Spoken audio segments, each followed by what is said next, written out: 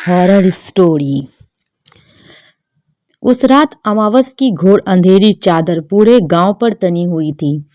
हवा में अजीब सी सरन थी, जैसे किसी ने बरसों पुराने कब्र खोद दी हो। पीपल के पेड़ अपने आप कहरा रहे थे और दूर दूर तक कुत्तों के रोने की आवाज गूंज रही थी। गांव का नाम था बैरकगढ़, एक ऐसा गांव जहां सूरज ढलते ही लोग अपने घरों में बंद हो जाते थे। इसका कारण था गांव के उत्तर में खड़ी वो काली हवेली, हवेली जिसे लोग मनहूस कहते थे। हवेली जहां से कोई गया वो तो वापस नहीं आता। हवेली का इतिहास बहुत पुराना और भयानक था। करीब 80 साल पहले उस हवेली में ठाकुर रुद्र प्रताप सिंह रहते थे। अमीर, घमंडी और कूड़। कहते हैं उसने अपनी पत्नी कामिनी देवी को शक के कारण जिंदा जला दिया था। हवेली के आंगन में मरते समय कामिनी देवी की चीखें इतनी भयानक थी कि आज भी हवेली की दीवारों में कैद है। मरते मरते उसने कहा था, इस हवेली में जो भी आएगा मेरी आग में जलेगा। उसके बाद एक एक करके पूरा ठाकुर परिवार रहस्यमय तरीके से मर गया। हवेली बंद कर दी गई। दिल्ली से एक पत्रकार अमन शर्मा बैरकगढ़ पहुंचा। उसे भूत प्रेत पर यकीन नहीं था। उसका मकसद था उस हवेली की सच्चाई उजागर करना। गांव वालों ने मना किया, बाबूजी सूरज ढलने के बाद हवेली की तरफ मत जाना।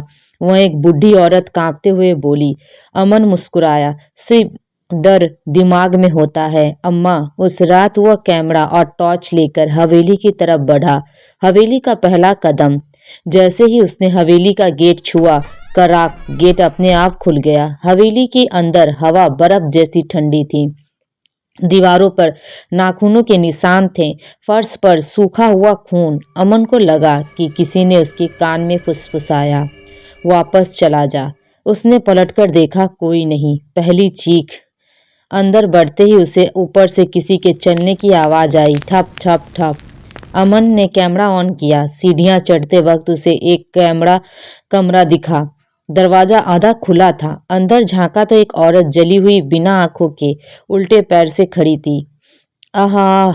अमन की चीख निकल गई।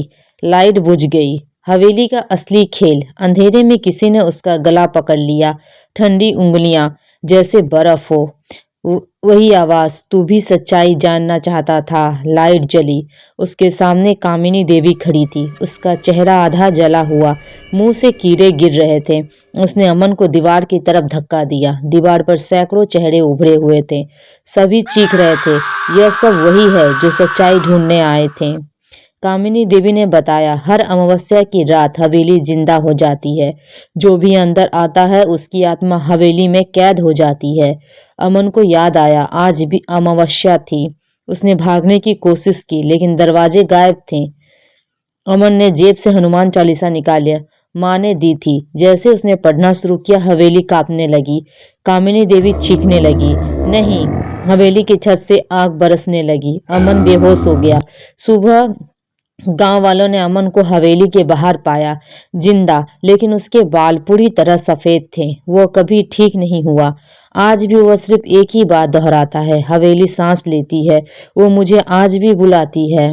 हर अमावस्या की रात अगर आप बैरकगढ़ जाएं और हवेली के पास खड़े हों तो आपको यह आवाज सुनाई देगी, अंदर आओ। और अगर आपने पलट कर देखा तो शायद वापस नहीं लौटेंगे। दोस्तों, अगर आपको हमारी ये स्टोरी पसंद आए तो हमारे वीडियो को लाइक कीजिएगा, हमारे चैनल को सब्सक्राइब कीजिएगा और अपने उन दोस्तों को शेयर कीजिएगा जो हॉरर स्टोरी देखना पसंद करते हैं।